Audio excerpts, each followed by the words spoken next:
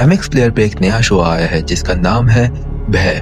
भय actually true event पर based है जिसमें कहानी दिखाई गई है गौरव तिवारी की। इंडिया ने अपनी सबसे पहली पैरानॉर्मल सोसाइटी या पैरानॉर्मल इन्वेस्टिगर देखा था गौरव तिवारी को, जो गवर्नमेंट के थ्रू एक लीगल पैरानॉर्मल इन्वेस्टिगेटर थे।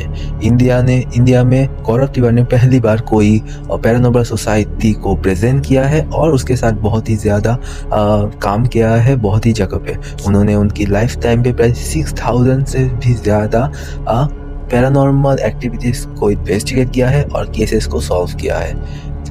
गौरव तिवारी ऐसे एक पैरानॉर्मल एक्टिविस्ट थे जिन्होंने यूएस जाके वहाँ पर देखा कि वो जिस फ्लैट में रहते थे वहाँ पे बहुत सारी पैरानॉर्मल सुपर नेचुरल थिंग्स होती थी।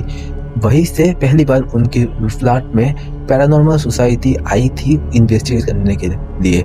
वहीं पर उन्हें पता चला कि ये जो पैरानॉर्मल थिंग्स है उसके पीछे एक साइंस है और इसी वजह से वो इसके और अंदर घुसते गए और इसमें उनका इंटरेस्ट बढ़ता गया।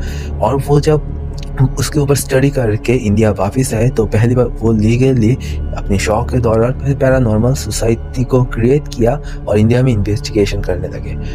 इस भय सीरीज में पहली बार उनके लाइफ स्टोरी के लिए एक परफेक्ट सीरीज बनी गई जिसमें उनके लाइफ के बहुत सारे मिस्ट्री केसेस इन्वेस्टिगेशन को बहुत अच्छे से दिखाया गया है। और साथ ही साथ वो इसी दौरान बहुत ही यंग एज में मारे गए, डेथ हुए। उनकी लाश मिली थी बाथरूम में जिसमें पुलिस ने कहा ये एक सुइसाइड है, पर बाथरूम में कहीं भी सुइसाइड करने की जगह नहीं है।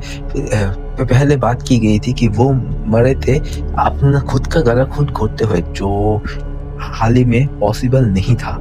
तो इसमें वही उनकी डेथ की मिस्ट्री, उनकी इन्वेस्टिगेशन पैरानॉर्मल थिंग के बारे में बहुत डिटेल से इन्वेस्टिगेशन के ऑब्जर्व की गई है पूरी सीरीज में। और साथ ही साथ उनकी डेथ और उनकी डेथ के बाद की जो मिस्ट्रीज है, कॉन्स्पिरेसी है, उसके बारे में भी डिकोड करने की कोशिश की गई है।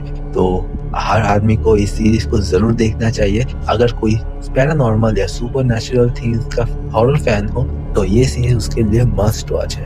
ये सीरीज बहुत ही ज़्यादा ज़बरदस्त है और इसमें जो हमारे पहली बार जो हम गौरव तिवारी के इतने करीब से उनकी लाइफ, उनकी इन्वेस्टिगेशन, उनके केसेस और उनकी मर्डर मिस्ट्री जो अनसॉल्व है अभी तक, उनको बहुत अच्छे से प्रेजेंट की गई है दर्शकों के लिए।